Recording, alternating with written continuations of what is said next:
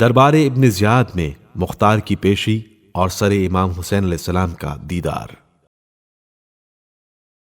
مورخین کا بیان ہے کہ جس وقت سرہائے شہداء اور اہل حرم دربار ابن زیاد میں پہنچے تو وہ ملعون شطرنج کی بساط بچھا کر شراب نوشی کر رہا تھا۔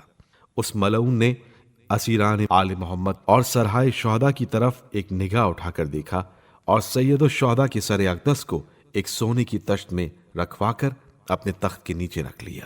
اہل بیت رسول رسن بستہ دربار کے ایک گوشے میں کھڑے ہوئے تھے کہ ابن زیاد نے حکم دیا کہ قید خانے سے مختار کو ہتکڑیوں اور بیڑیوں سمیت حاصل کیا جائے۔ اس ملعون کا حکم ملتے ہی جناب مختار کو زنجیروں میں جکڑا ہوا دربار میں حاضر کیا گیا۔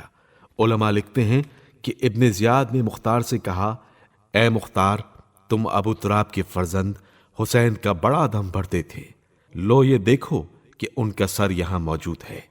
جناب مختار کی نگاہ جو ہی سر امام حسین پر پڑی، بے اختیار ہو گئے۔ آپ نے کہا کہ اے ابن زیاد، تو نے جو کچھ کیا سب برا کیا، اگر خدا نے چاہا تو بہت جلد تو اس کا نتیجہ دیکھ لے گا۔ اس کے علاوہ آپ نے منہ سے کچھ نہ کہا۔ ایک روایت میں ہے کہ حضرت مختار نے جو ہی سر امام حسین پر نگاہ کی، جوش میں آ کر زنجیروں میں بندھے ہوئے ہونے کی حالت میں ہی ابن زیاد پر حملہ کر دیا، اور ایک روایت کی بنا پر انہوں نے اپنے ہاتھوں کی زنجیر توڑ ڈالی اور جھپٹ کر حملہ کرنا چاہا، لیکن لوگوں نے پکڑ لیا۔ اس کے بعد مختار کہنے لگے، 1000 مرتبہ موت آنے سے زیادہ مجھے اس وقت سر حسین دیکھ کر تکلیف پہنچی ہے۔ امیر مختار ابھی دربار ہی میں تھے کہ اچانک اہل بیت رسول خدا کے گریہ و نالہ کی صدا بلند ہوئی، واہ جدہ واہ حسینہ، اے نانا رسول اور اے حسین غریب۔ ابن زیاد نے حکم دیا کہ مختار کی زنجیریں اور کس دی جائیں اور انہیں قید خانے میں لے جا کر ڈال دیا جائے۔ چنانچہ لوگوں نے زنجیریں مزید کس دیں اور انہیں لے جا کر قید خانے میں ڈال دیا۔ ابن زیاد اور زید ابن ارقم کا واقعہ۔ ابن زیاد نے امام حسین علیہ السلام کا سر مبارک ایک تشت میں رکھا اور اسے دیکھ کر بہت خوش ہوا۔ وہ ملعون حضرت امام حسین علیہ السلام کے دندان مبارک پر چھڑی مار کر کہنے لگا، کیسے خوبصورت دانت ہیں۔ زید ابن ارقم حضرت رسول خدا صلی اللہ علیہ وآلہ وسلم کے صحابی اس وقت دربار میں موجود تھے۔ اس کی گستاخی اور بے ادبی دیکھ کر کہنے لگے، اے پسر زیاد، اپنی چھڑی کو ان ہونٹوں پر سے ہٹا لے۔ خدا کی قسم، میں نے اپنی آنکھوں سے دیکھا ہے کہ حضرت رسول خدا صلی اللہ علیہ وآلہ وسلم اسی مقام کے بوسے لیا کرتے تھے۔ یہ کہہ کر ایسے بےتاب ہوئے کہ دھاڑے مار مار کر رونے لگے۔ ابن زیاد کو ان کی یہ حالت دیکھ کر غصہ آیا، کہنے لگا، اے دشمن خدا، اگر بڑھاپے سے تیری عقل ضائع نہ ہو گئی ہوتی تو ابھی تیرے سر کو تن سے جدا کر دیتا۔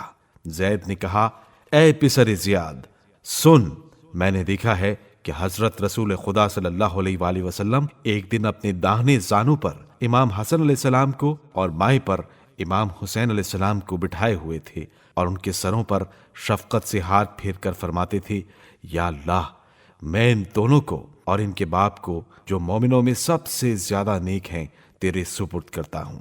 اے پسر زیاد، مجھے بتلا کہ تو حضرت رسول خدا صلی اللہ علیہ وآلہ وسلم کی ان امانتوں کے ساتھ کس طرح پیش آیا۔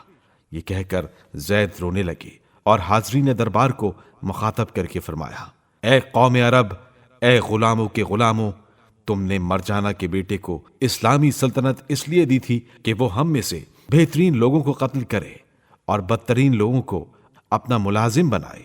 تم نے اسے آزاد کر دیا ہے۔ خدا تمہیں ہمیشہ ذلیل و خوار رکھے اور ہر امر میں سختی کے ساتھ پیش آئے۔ یاد رکھو، خدا ایسے شخص کو اپنی رحمت سے دور رکھتا ہے جو مکر و فریب اور ذلت اور بے حیائی کو اختیار کر لیتا ہے۔ زید کا یہ کلام سن کر ابن زیاد نے حکم دیا کہ اس کو مار مار کر دربار سے نکال دو۔ دربار ابن زیاد میں انس ابن مالک کا گریہ۔ بعض روایات کے مطابق رسول خدا صلی اللہ علیہ وآلہ وسلم کے صحابی جناب انس ابن مالک بھی دربار میں موجود تھے۔